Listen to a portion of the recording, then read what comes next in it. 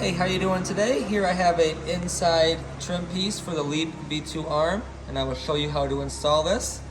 Want to make sure the back of the clips are all intact. Should have 4 clips. Alrighty, and the position this goes is right inside the arm here. And all I want to do is kind of slide it in. This is the bottom, this is the top. And we're going to match up these hooks right here into those holes. 1, 2, 3, 4 up there. So those are going to go right into there. All right.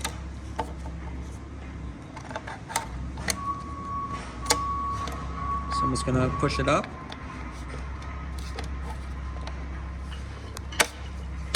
And just kind of push it in until it clicks into place. So it's really that simple, just like that. If you have any trouble, just keep trying to move it in and it should fall right into place.